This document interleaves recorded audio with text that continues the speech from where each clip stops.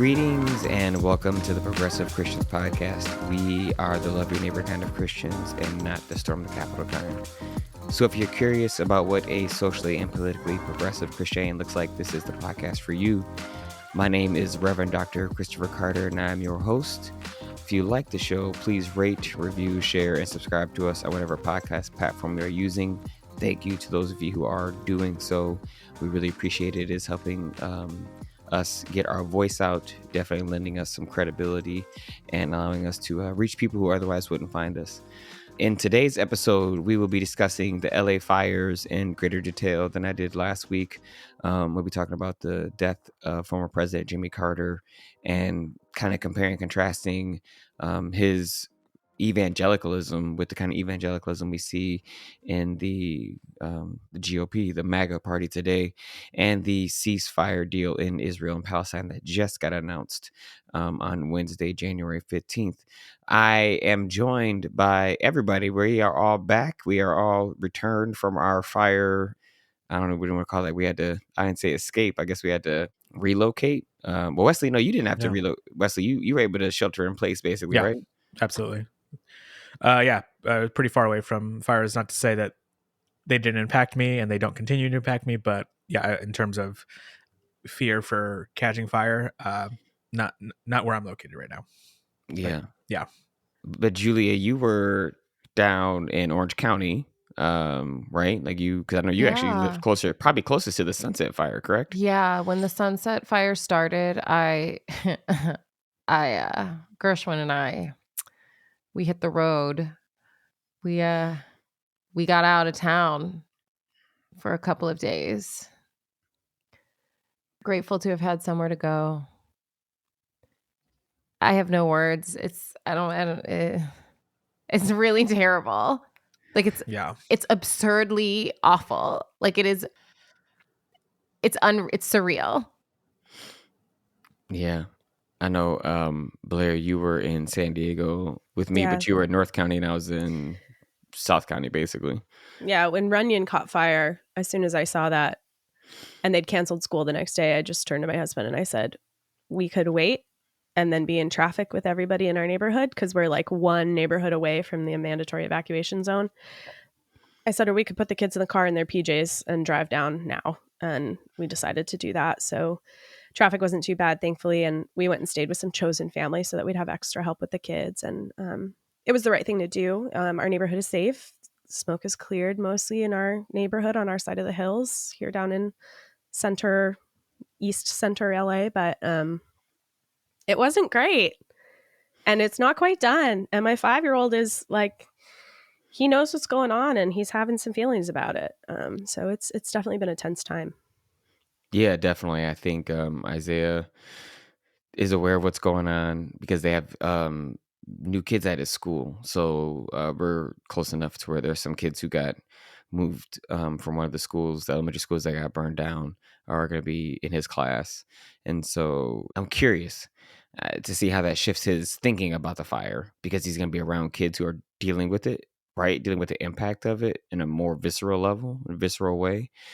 And it has been, for us too, I mean, taking our dog and heading down to San Diego and trying to take care of all that. And it's hard to describe, I would say. You try to be vigilant and just like you, Blair, we were like, we could stay because technically we're not in an evacuation zone, but Isaiah didn't have school.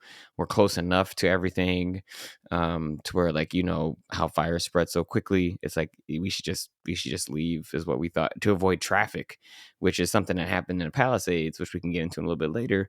A lot of these communities, they're older communities and they only have like 1 or 2 ways in and 1 or 2 ways out, so people were getting stuck and having to abandon their cars and whatnot. So up in the hills too. So cutting roads is not easy. Exactly. It's January 15th as we're recording. The Palisades fire is currently at 19% containment. The Eaton fire in Altadena, Pasadena is at 45% containment. So these fires are still raging and we are still under watch. LA proper is not in a red flag warning. But pretty much everything around us still is. It would not have- be great to get trapped in LA either. That would also not be a fun experience. I have lost count of how many people that I know personally who have lost everything. I have lost count. Like if you were to give me a number, I'd be like, I don't know, like 30. I don't even know. So many people.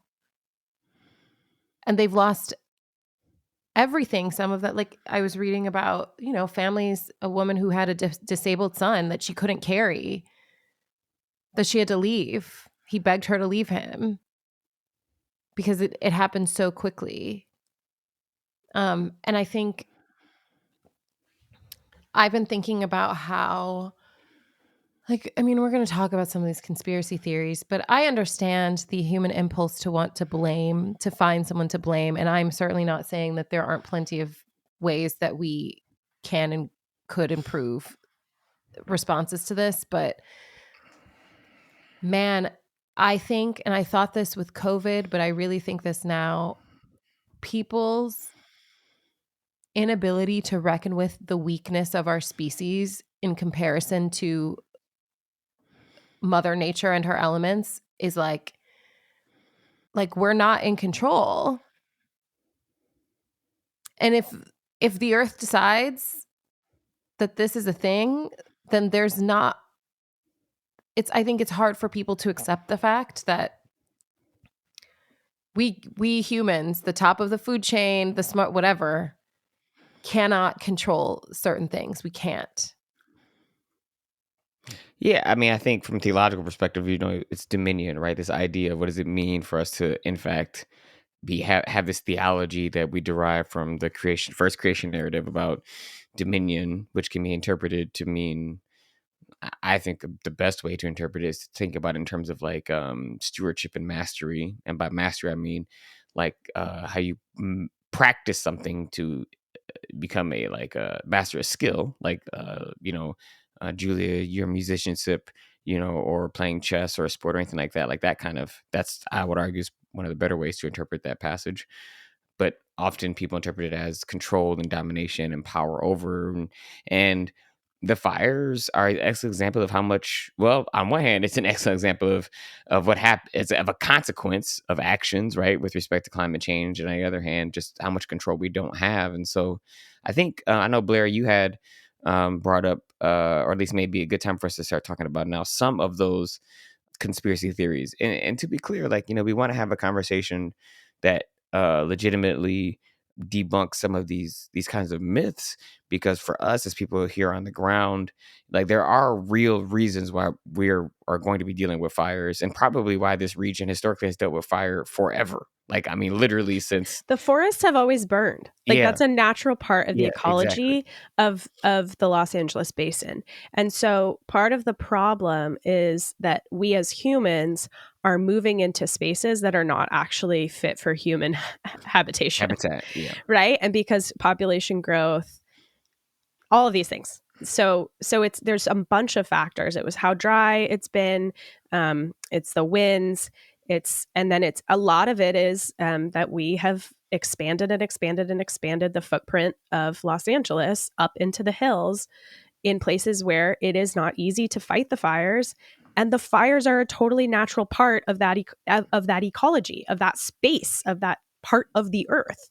And so there is some systemic sin aspects happening here, right? Where climate change is a systemic sin that has resulted in this dry climate that we're in now. But also this desire to own land and build big and own these spaces of nature, which cannot be owned, cannot be contained. They maintain their own autonomy. The fires will burn, the forest will burn. That is part of how the system of tree growth and vegetation and all these other things happen. And so that impulse to own something that cannot be controlled is also a part of systemic sin. So it's not to say anyone is to blame, but there are these big things that we do as humans. And then sometimes we get results that are not favorable to us. Yeah. 100%. Reminds me similar to what happened, for those of you who are new, my dad's family is from Louisiana. And so we deal with hurricanes. We grew up dealing with hurricanes quite a bit. And there's parts after Katrina, especially parts of New Orleans, that they have shifted and they don't have as many people that live there because humans shouldn't be there. Basically, it's like at this point we're like, all right, well, we're not going to be able to, not going to be able to live in these communities or in these places because of the danger they pose. And this is going to happen in Miami. It's going to happen in the Carolinas. Like, it's inevitable as climate change continues to become a more real and persistent reality in our lives. We will have to shift how and where we live and populate these areas.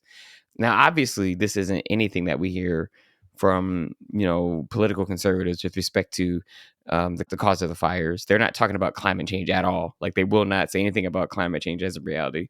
One of the first things they're talking about is DEI, right? They're blaming that. And so, Wesley, I'm curious, what comes up for you when you when you hear people like Elon Musk and Donald Trump and there's other people saying, "Oh, it's DEI. That's why Los Angeles is burning." I mean, it's infuriating. It's frustrating. It's a dog whistle. It is, I think, the latest new version of a slur that they can use to denigrate people, to call into question their capabilities. It's critical race theory all over again. It's just whatever they can do to blame someone who isn't white, male, they're going to do it. And irrespective of whether or not this person has experience or what have you, like, it doesn't matter if it's not a white person at the center. And even if it was, I'm sure they would have found some way to blame marginalized communities for the destruction. Like, I wouldn't be surprised if, if in the future Republican politicians blame the incarcerated individuals who are helping fight the fires as a rationale for why they're happening. It's just like they'll find anything to blame people, as long as it's I think any sense of accountability for what we as a country have done in terms of spreading out, in terms of not taking climate change seriously, they're never going to go there. They're going to want to blame a marginalized community, a marginalized person, because it's easier and it anchors their base. And it's just it's a common tactic, and we see it happening again and again. Yeah, for those of you who don't know, what Wesley referenced there is for incarcerated individuals who are allowed to do so, because not everybody is allowed to. You have to pass a test, physical fitness test. But incarcerated individuals are leased out, broadly speaking, to county fire departments to fight fires. Now, they aren't usually they're not on the front lines of raging fires. They're usually trying to do fire mitigation. They're more in the, I won't say in the background, but they're more usually doing work where the fires are somewhat more contained in those areas, but sometimes not. It depends on how things are moving quickly. But again, this gets back to, the 13th Amendment and the elimination of slavery, with the exception of if you're incarcerated. And so this is how these people are vastly underpaid. Like, usually they're making like $26 a day. Yeah, they're making like $26 a day to fight fires. And the most some of them are frustrating minors. Some of them are youth. Some of them are 17. But the other thing that this is what I was saying. Now, the frustrating part is it's all frustrating, to be fair. Like, I've written and thought about this so much. So, like, I could talk about this literally for hours on end, because one of the frustrating parts. Yeah, they also do convict leasing to factory farms. That's the other thing they do too. But again, another thing I'll share about later. Yeah, so they make our clothes. Incarcerated people make our clothes in the United States. They're like everything. These people that have a ton of experience when they get out of prison from fighting fires aren't able to join the fire department because they have a felony. Well, even though they would be like the most qualified, like they should be like first in line. Even they know though what to do. You can be a felon and be the president, you cannot be a felon and help save lives. Fight fires. Even though you've already been you were fighting fires while you were in prison, and so, you've paid your debt to society. You've reformed your this is recidivism. Happens too often because people are not supported when they exit the criminal punishment system, and this is one way that would make sense. But of course, once you're labeled a felon, nothing else for you exists in this country. And it's Unless you're infuriating. Donald Trump. Sorry, I just want to be very No, clear. 100%, that unless the you're Donald rules are Trump. different. Yeah. No, that's fair. And I think this is, again, coming from people who, claim to be religious, who claim to be Christian, who believe that you're supposed to, as they would say for someone like Donald Trump, how someone has committed their crimes, but also ask for forgiveness, or this idea that people have actually grown, how you're supposed to love your neighbor, all these other kinds of theological reasons why one might argue that you should allow people who have paid a consequence for their actions should be given the opportunity to do work that serves the community. And they're not allowed to because they ostensibly need to continue to be punished for a crime that they've already been punished for. And so this is a lot of what you hear with respect to the notion of DEI. And again, for those of you, I'm sure many of you probably know by now, by the time you listen to this episode, they're saying this because the fire chief is a white lesbian woman. And I think the three most high ranking officers in the city fire department are women, 3 lesbian women. I think 2 white and 1 black. But again, these people have been in the fire department for years. Like they are Decades. Decades. So they're beyond qualified. They're highly qualified. They are more qualified, most likely. We know women, especially women of color, have to be like 3 times as qualified as a white man to get into a position of leadership. Yeah. And the other DEI point is that Karen Bass, the mayor, is a black woman, which God forbid. And I think, this is where I do think Karen Bass's critique that I would have for her, and I think most Angelinos are probably going to have for her, it has nothing to do with the fact that she's black or that she was a DEI hire or whatever, is that she has not handled this crisis well. And I think that's just objectively true, I don't want to be fair. I'm not trying to be on this podcast and just say I'm only going to like she's not handled it 100%. Well. When she was out of the country when the fire started, when they asked her in the airport when she was coming back if she had anything to say about the fires, she didn't say anything. Nothing. She silence for like It's a minute terrible. and a half. And so that's poor leadership. That's poor leadership. That's not having a plan in place, understanding how to respond to something. And if anything, you're going to be in Los Angeles, and you're, a mayor or any kind of political leader. You need fire and unhouse people. There's a few things you got to figure out how you're going to deal with. Fire is one of them. Basic. We already have 75,000 unhoused people in the city of Los Angeles.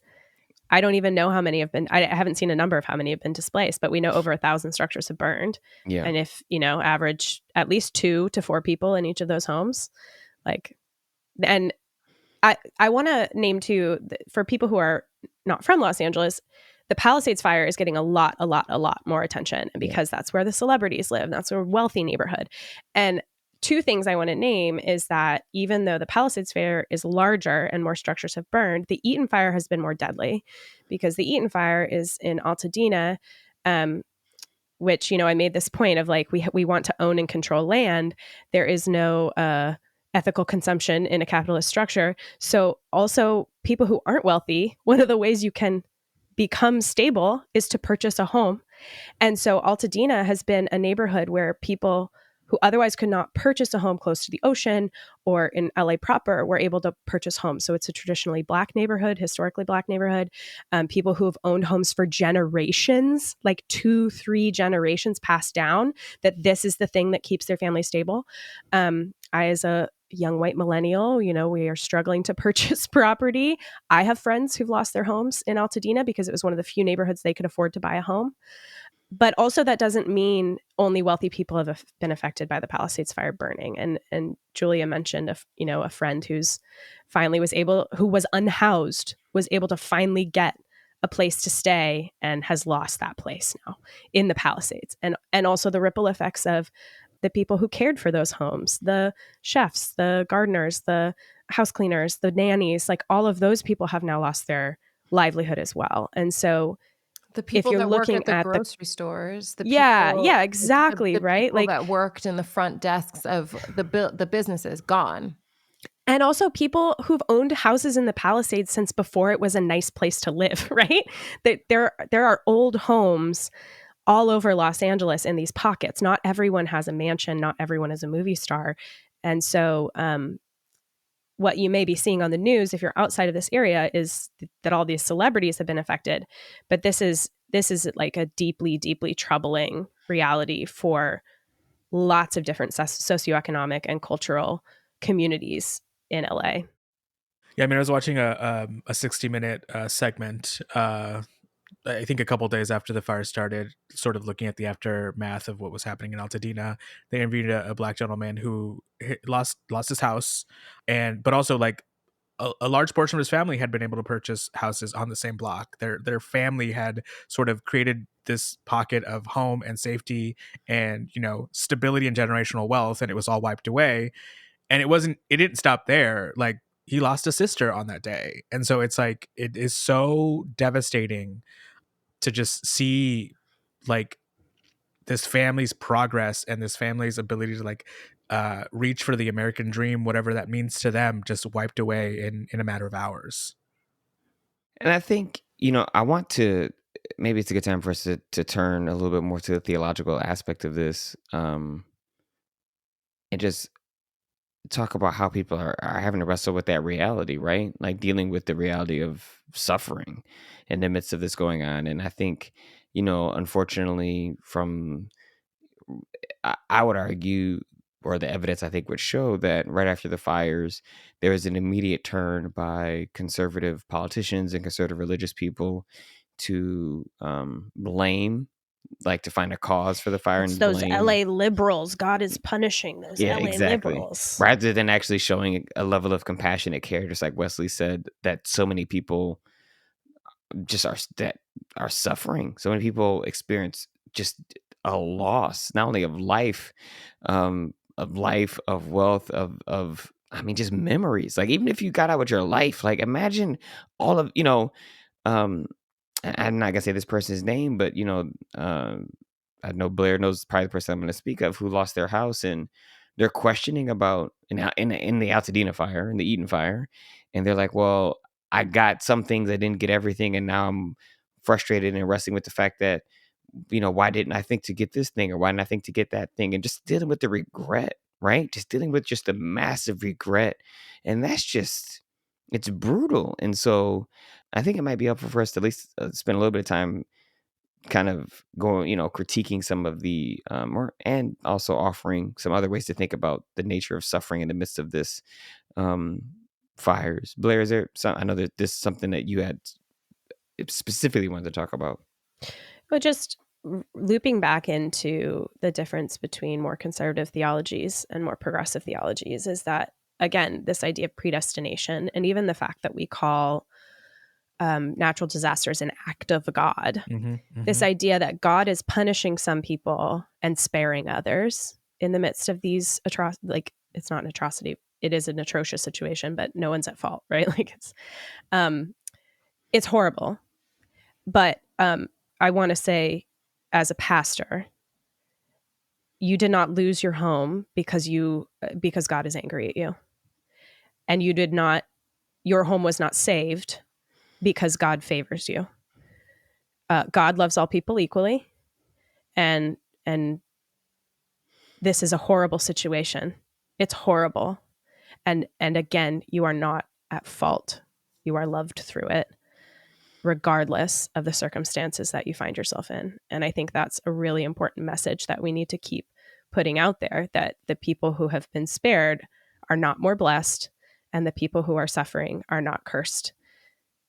We are all loved equally, and we are all living with the effects of systemic sin, right? We're all under that, but we are all also loved by God and will be loved by community, and we all have the opportunity for redemption and for the community to help us rebuild and be redeemed in the moment, away from the moment of suffering, right? Not redeemed, not necessarily redeemed from anyone's personal fault, but redeemed from the situations our human experience have created, if that makes sense. Yeah, I mean, we're not, as you said, people aren't or didn't experience or living through these fires and being as a kind of punishment for their actions or their sin or anything like that. This is a consequence of living in a climate that, I mean, we've actually had a fairly wet winter. we had like, so for instance, you might hear rhetoric about our reservoirs being empty. That's not true. Like, we have plenty of water. We don't have enough water pressure because, as experts have said, there's no system in the world that can have enough water pressure to fight fires that are that far spread out and that big. Like fire And also hydrants. that far up in the mountain. Yeah, like it's And just With not. those also with winds. 100 mile per hour wind. Yeah. It's just like it's not possible. Like it's just literally impossible to design a system to do that unless you're wealthy, like Rick Caruso, and can employ private firefighters to Who get paid $7,000 to $10,000 a day. Who also Yeah, use the Municipal water supplies. right. Exactly. So Exactly. I will And so Rick say- Caruso is the conservative person who ran for mayor. But Boo not- him. Yeah. saved his- Go ahead, he Julia. saved I his would own say meaner things, but boo him.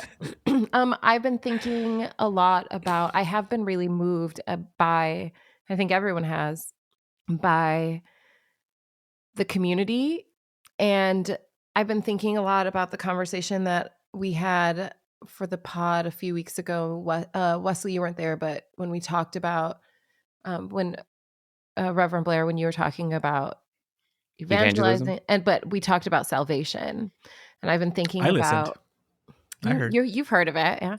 Yeah, I know. I listened to the episode. I loved it. But thinking about seeing prayer in action and seeing the community be the salvation for the people who are suffering, and because of empathy and because of connectedness, the ways in which everyone is feeling it, right? Like, my house did not burn down, but like, it is like, the pain is indescribable of watching people that I love, places that I love, like safe places that I could go to, a lot of my friends' parents, a lot of my friends' childhood homes, places I spent Thanksgivings and like gone to weddings and like sat Shiva. Like,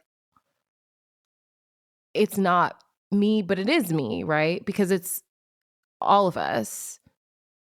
And as a community, being able to meet the needs more quickly than any organization, system, what have you, like the way that people are coming together to get it together is something that's not bad. No, I think that we are demonstrating the fact that people really in this, like, if you live in Los Angeles, the likelihood is that you probably, as best as you can, try to stick to community that you are in because traffic is terrible. And so you kind of get to know the people around you. And there has been a lot of solidarity. There's been so many people stepping up to help. Like, people are trying to, they're volunteering, and these organizations they have wait lists for people to volunteer.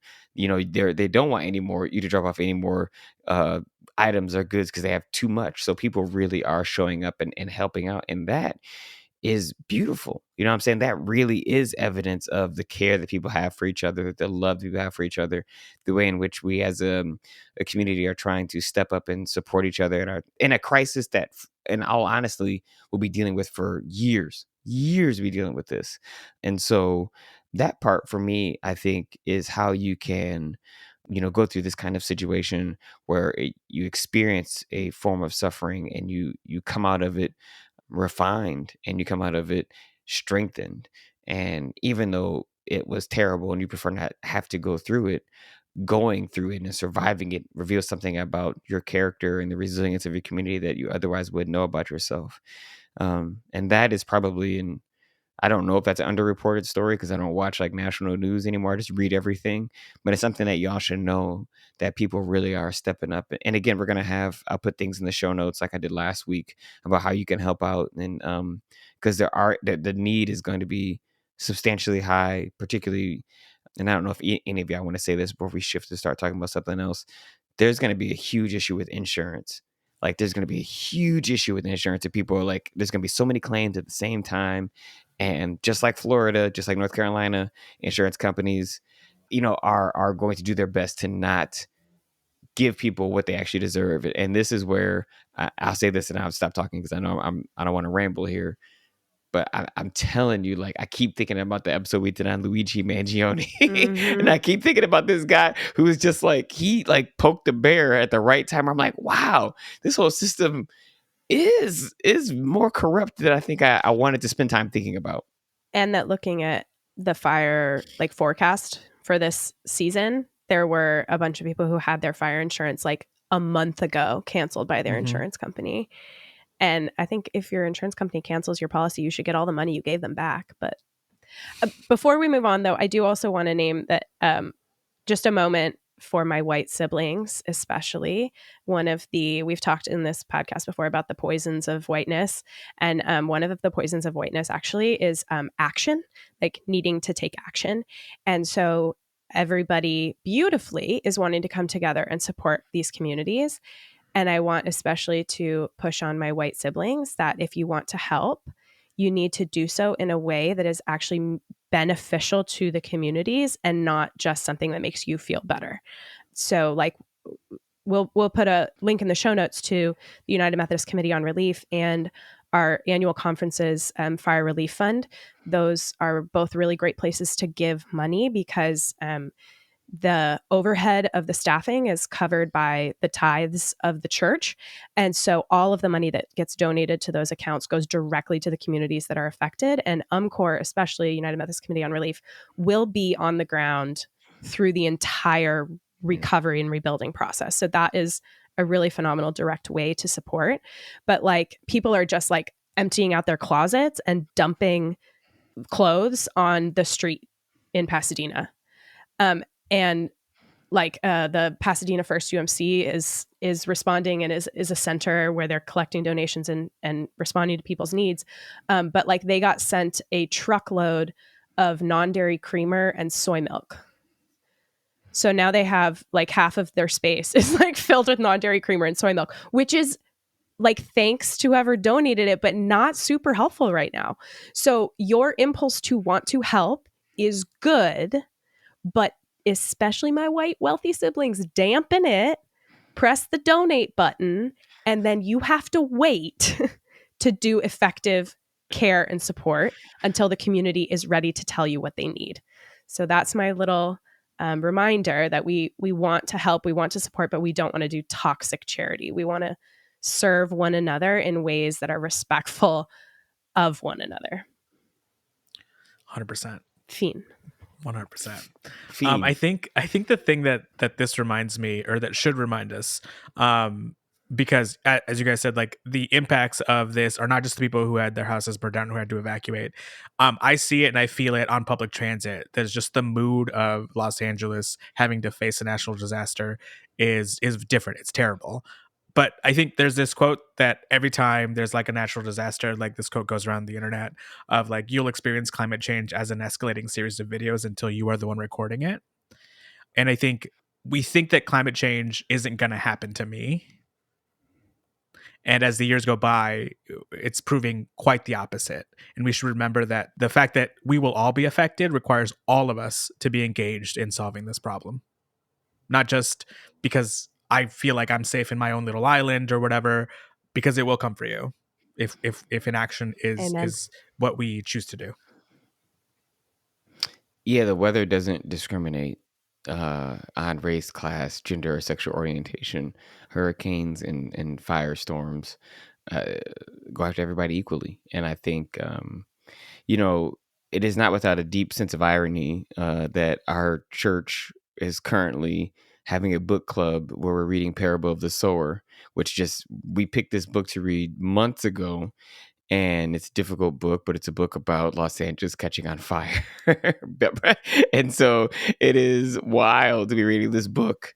And a tyrant being elected to office. Yeah. And so one of the things I wanted to talk about, and I guess it kind of ties into the ways in which you see Donald Trump and Elon Musk and all these other people, honestly, people that are, going to be in Trump's cabinet responding to LA fires, is really just to, I was thinking about this in light of the death of former President Jimmy Carter. And just, again, as I mentioned earlier, the frustration I had that people were, rather than giving people space to grieve or just acknowledging the loss of life and the suffering people are dealing with, how they immediately made it political in a way that I know. I don't know that it was, well, it was inappropriate. I guess is for at base level was inappropriate. But the thing that kept coming up for me was I was like kind of comparing and contrasting Jimmy Carter and Donald Trump, even though they're fundamentally different people, but because you have this movement of people who are arguing for a kind of Christian nationalist politics that I think really can be traced back to the moral majority and the reason why Jimmy Carter lost the presidential election in 1980. So again, for those of you, I'm sure everybody's aware by now, Jimmy Carter passed away at the age of 100. Jimmy Carter was not the most effective president by any stretch of the imagination. I would actually argue part of the reason he was not effective was because of his experience in the military, because he's very used to like kind of top-down hierarchical command, and his commitment to his values and principles, where he was just like, this He is was an actual Christian who behaved in Christian ways. who What? who left his house with his Bible more often than not. Like the man taught Sunday school to like, I think 2022 or 2020, like recently, like he stopped teaching Sunday school, and he was Southern Baptist. That's the other thing that people don't know. Like he left, his church left us. They became, I want to say American Baptist or Free Baptist. That tradition, once they started moving against the ordination of women and again, voicing some of these Christian nationalist concerns. But the reason I thought it's helpful now to at least kind of compare and contrast these two distinctions is the ways in which you have Jimmy Carter, who is a Southern Baptist Christian who ran for office because of his religious convictions, who went to military because of religious convictions, and how religion and his evangelicalism really formed a core part of his identity, to someone like Trump, who has the kind of evangelical support, even though the man is religiously illiterate, right? And so the reason Jimmy Carter, I think, sits at this fulcrum of this shift is that, so when he ran for president in 1976, he had the support of what eventually will become the religious right. People like Paul Weyrich and people like Jerry Falwell supported him because coming off the Nixon administration, where you have someone who just is a chronic liar, Jimmy Carter is not. Like, he was very much like, he was honest, and I think that was very appealing. He was a person who who talked about his faith in God and how important it was for him and how it shaped his politics, even though he would then therefore argue that he needed to govern with his moral values, but not bring God into the White House. Like, he had this he brought, one might say he carried the Bible, but he didn't carry like the Bible and the flag, right? Like, he understood the distinction between the two. Right. If he did, he carried them in separate hands. Exactly. He didn't merge them together. There you go. Like, he didn't think that everything. He didn't produce a Bible with the Declaration of Independence. Yeah, I'm sure he was appalled that the Constitution and the Declaration of Independence have been published in the same binding as the Holy Word of God. Yeah, and so so he runs for president. He wins. He has the vote of the evangelicals, and it shifts when Ronald Reagan runs for president, in part because when Carter's in office, he wants to actually uphold, I would argue, the moral principles of Jesus in how he governs. Meaning, he's about human rights. He's about diversity, even though he didn't use these terms. He's actually trying to uphold the Sermon on the Mount, and so Carter, installs solar panels, as everybody knows, in the White House. Carter appoints the most women in leadership while he's a president, the most people of color in administration while he's up to that point. And he's doing this not because he's trying to do something that's woke, because this is obviously before that time, right? Like, he's not trying to do anything other than put people in positions of power who he believes has earned them, but have been denied the opportunities to govern and lead because of racism and sexism, right? So he grew up in Plains, Georgia, in a community that was deeply racist, and his family farm had dealt with people saying, we're not going to, peanut farmer, people saying, we're not going to buy anything from you, we're not going to do things from you, because he refused to join the White Citizens Council, which was, again, these white supremacist groups that gathered in the wake of the decline of the KKK. These citizens councils were created to continue to create segregationist policies, and he refused to join it. His mother, who was a nurse in the early 1900s, was a nurse who treated white people and black people. Like this in Georgia, right? Like this is unheard of stuff happening, right? And so this is the roots of this person who eventually runs for president, wins, and that's what's really informing a lot of his policies is his faith, his commitment that everybody's creating the image of God. So much so he's trying to make sure he's not using his economic influence in office to the extent that he actually puts his peanut farm that in a trust while he's a president so that he doesn't have any economic interest. He's like, I don't want to know what's happening. I want to make sure that I govern for the sake of governance, not with my business interests in mind, right? And I think what the shift that takes place, again, as I said, is because he is not what we would now describe as a Christian nationalist, because he doesn't want to impose a kind of Christian worldview on the country.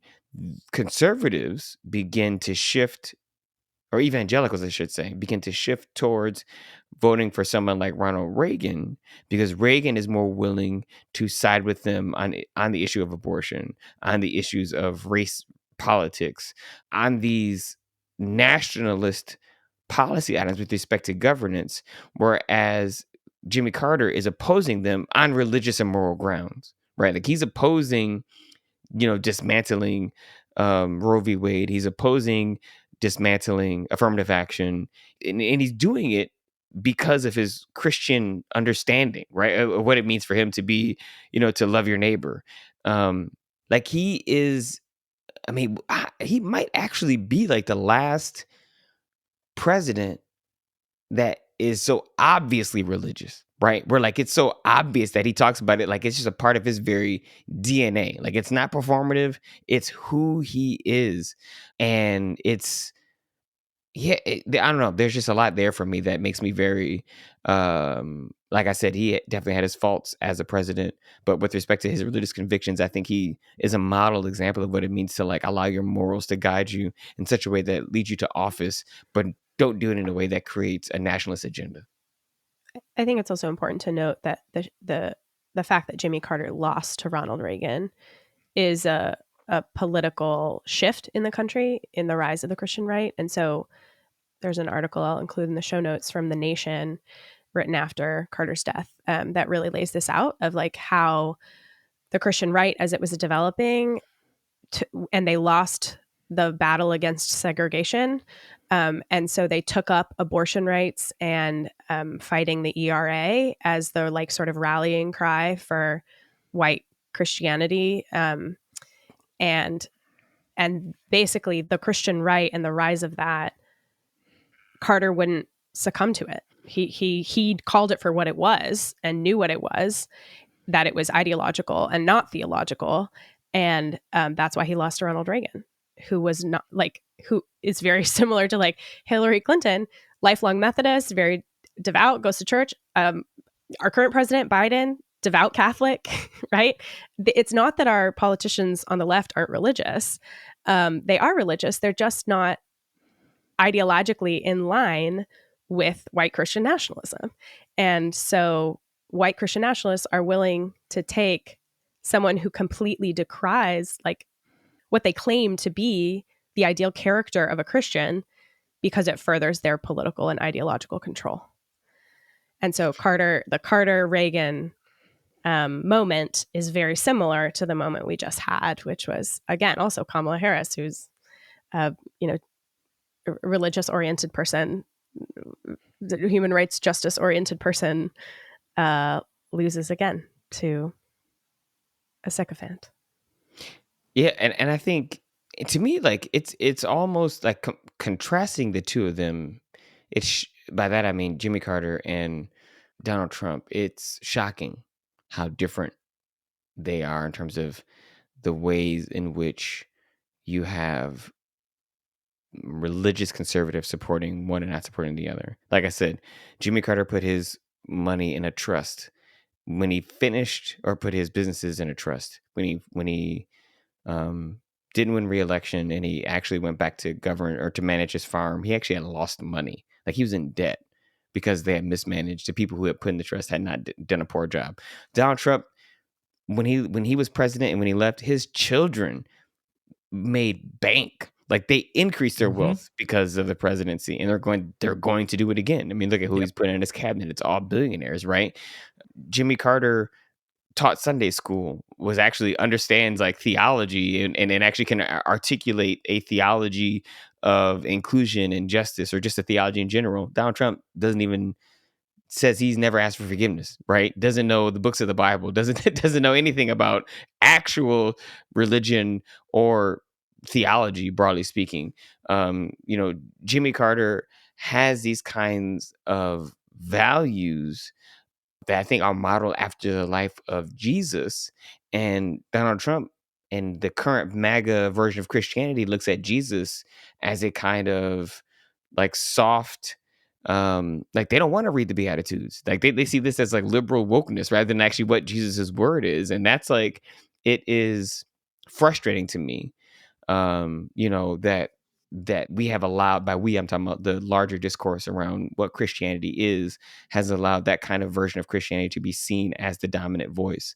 And I see that now that more on TikTok and other social media, when people are talking about Christianity, they're broadly speaking generalizing a conservative kind of Yes. Christianity that isn't what we're talking about here. This is And that's what the I've part been I'm just like, saying this is what I've been trying to say. This is why it's so unserious. It's why it's so difficult to take Christian people seriously, because this is the vacuum. Now I'm on TikTok. Now I see it. That's what Julia's been saying the whole time. Well, and this is why I study progressive evangelism, right? 'Cause whoever's Yeah. the loudest gets the cultural recognition. Wesley, yeah, I probably noticed. Wesley Yeah, I will probably never say noticed that it. I'm right. Wesley will never say that I was right the whole time. He'll never say it. No, I'm not. I'm not gonna say that you're right. But I think the thing is that like the loudest voice has been the voice that has the most power, and it's been white people who have the most power, loudest voice, and so how they've directed the cultural understanding of Christianity is the dominant one for that reason, and so like it's difficult to push back against that. I'm not saying that you're wrong, Julia. I just like But I think that they continue to have a louder voice. yeah, but because most white people who grow up in the church, once they deconstruct, instead of staying in the church and challenging the things that are being said, they just leave and they say, it's not my problem. I don't want to be associated. And they walk away from it because they would rather let it be a problem as long as it's not their problem.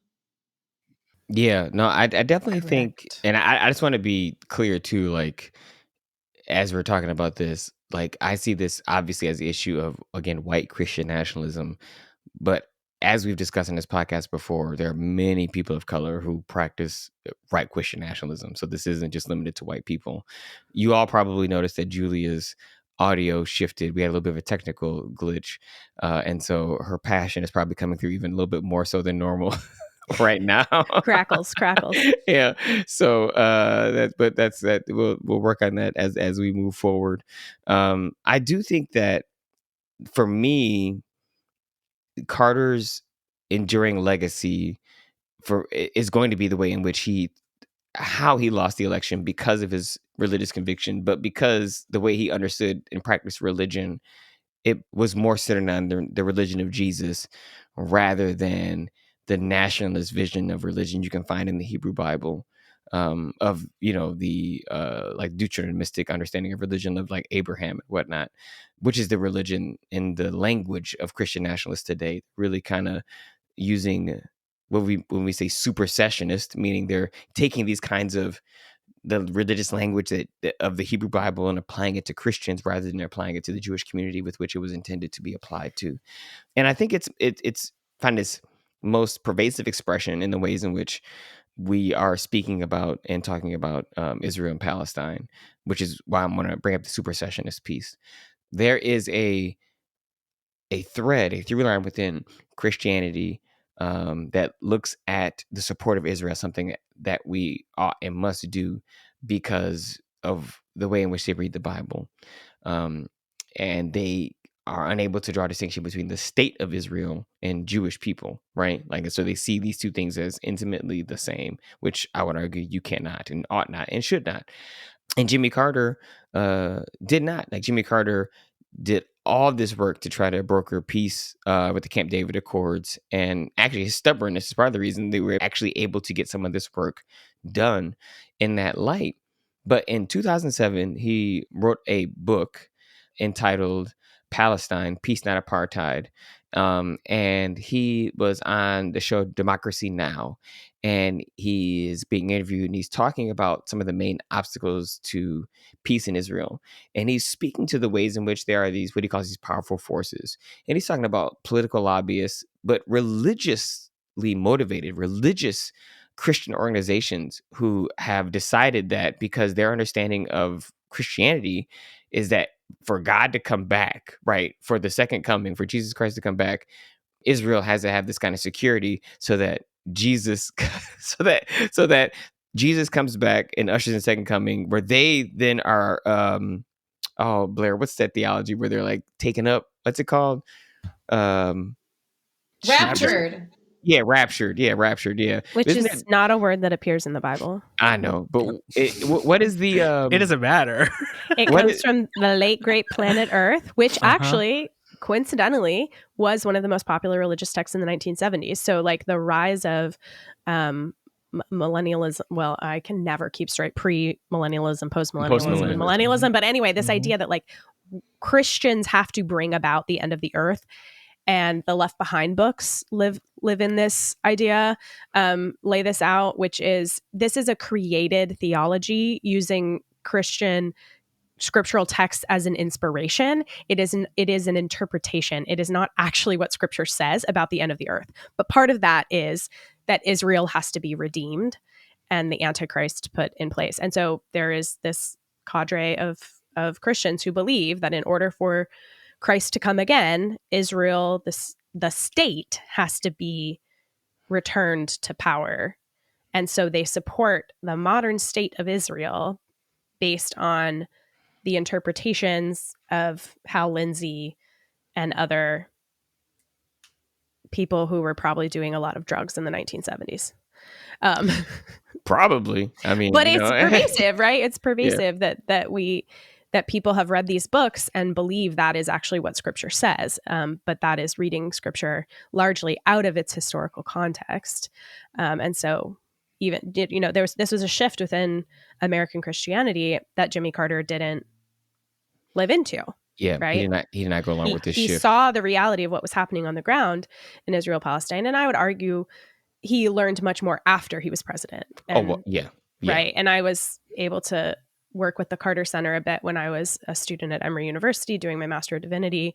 And that is a place where like Christianity or religion and politics is like deeply integrated with each other. And so the Carter Center continues to do work on public health, global peace, reducing violence against women, all sorts of things that are perpetuated as problems because of misreadings of Scripture and religious traditions. And the Carter Center is like deeply committed to correcting these social ills that are often furthered by the misreading and misuse of religious Scripture. Yeah, I just want to make sure we pause here so that people are very clear. For those of you who listen to us who are progressive in general, which I'm sure all of you are, but who may not understand exactly why a lot of theological and political conservatives support Israel, that in fact it doesn't have anything to do with protecting Israel. It doesn't have anything to do with the fact that they're the quote unquote only democracy in the Middle East, which is not true because they're not a democracy. Because they're not a democracy, because certain people who live there cannot actually vote, right? Depending on if you're Palestinian, you cannot vote. So that therefore you're not a democracy. It's nothing to do with that. And it's everything to do with the bad theology that supporting Israel, that God won't come back for the second coming unless Israel is supported as a state to bring in the Antichrist. And it's not about the support of Jewish people. It's about furthering the return of Christ. So it's a selfish support. It's not about allowing people who have been culturally ravaged and experienced genocide to have a safe haven. Like I can support that. Absolutely do support that. But that's not why most politically engaged right-wing Christians support the state of Israel. They support it for their own ends of this belief in the second coming. Yeah. I And think so it's. go ahead, Wesley. I just highlight that, and I think Julia said this before. I think it's, and maybe not on the pod, but it's absolutely mind-boggling that there is a group of Christians who are doing this because they want to bring about the end of the world, in which they get saved and everyone else is damned to hell. Like, that is bonkers. That this is what you want for your fellow human. What's more Yeah. bonkers to me about it is that there are people that don't actually believe that, but will support them in whatever it is that they want, just because they personally will continue to have power. That's, like, to me, even crazier. Yeah. Well, I mean, if you look at the two, like Cory Bush and Bowman, I can't think of his first name right now, who lost re-election because they spoke out against the genocide in Palestine. And again, like, these are not controversial terms, right? Like, this is like every agency that talks about war crimes has used the term genocide to describe what's happening in Palestine. Like, this is not a controversial statement. That is what it is.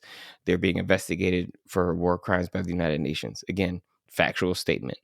And I think it's difficult for us to talk about this in so many ways because of the historical trauma of Jewish people and because of their own history of genocide, right? And that one does not deny the other. And I think that's the hard part. Like, that is the hard part, and why this makes it a difficult conversation for some people. But often, to borrow the word from Ta-Nehisi Coates, we use the term, we'll say things are complicated as a way to deflect and avoid actually dealing with the reality of what's happening on the ground. Like, Jim Crow isn't complicated, right? Apartheid is not complicated. Like, these things are very simple, actually. And you either believe it's right or wrong, and then you try to address it from that particular perspective. And we're going to have more, probably 1 or 2 episodes where we discuss Israel and Palestine and the war. And we want to do it in a way that allows for the kind of nuance and the kind of healthy conversation that we know we need to have to honor that.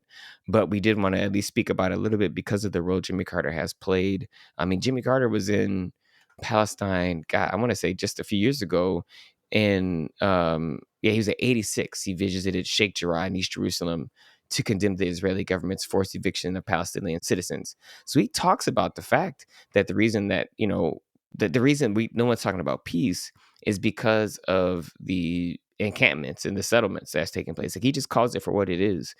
And his directness is part of the reason why he was not the best politician from a presidential perspective, because he never mastered the art of, like, knowing how to phrase things in a way, right? Like, to say what you want to say without saying it. Like, he did. Man, He's ahead of his me time. and Jimmy Carter hold that in common. He just never did. He said what he meant. Learning the art of shutting up. Have not mastered that.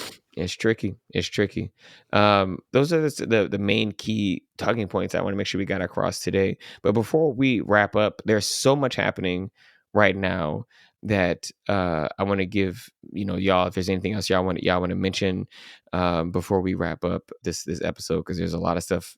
We're gonna be talking about the Trump's inauguration, the cabinet. Like, there's so much stuff that we gotta talk about.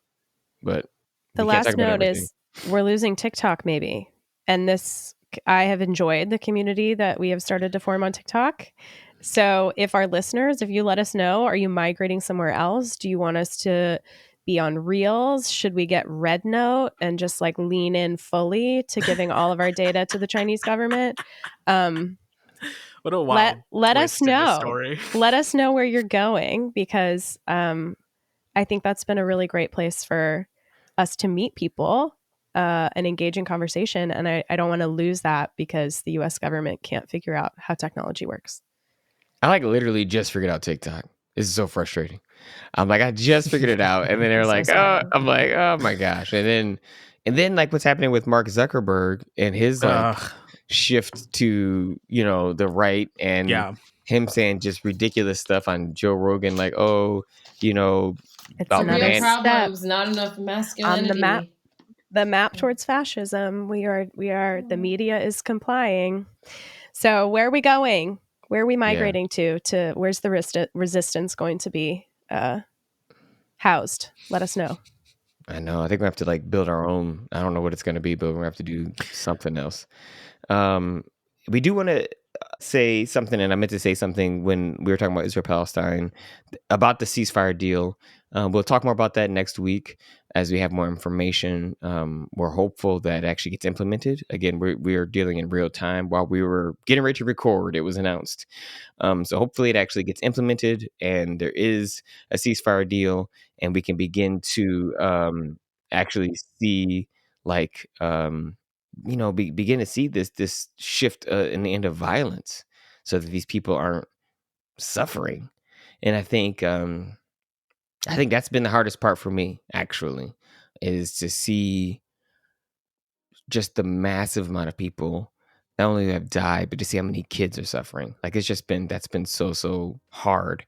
And so while I have my skeptical reasons as to why this might have taken place now, there's a part of me that still wants to celebrate the fact that hopefully we can have a decrease in violence. Hopefully people can begin to put their lives back together, and hopefully we can move towards some kind of political solution. And this is where I always have to hold out hope, even though I probably am, want to believe in more of a pragmatic utopia, but I'm not sure if that's even possible given this new administration. So I want to thank y'all for listening to the Progressive Christians podcast. If you'd like to connect with us and be part of our conversation, you can find us on Instagram at the Progressive Christians. We're still on TikTok as long as it lasts, at the Progressive Christians. Again, please rate, review, share, and subscribe to us on whatever podcast platform you are using. Thanks for listening, and we will see y'all next time. Bye. Everyone. Bye.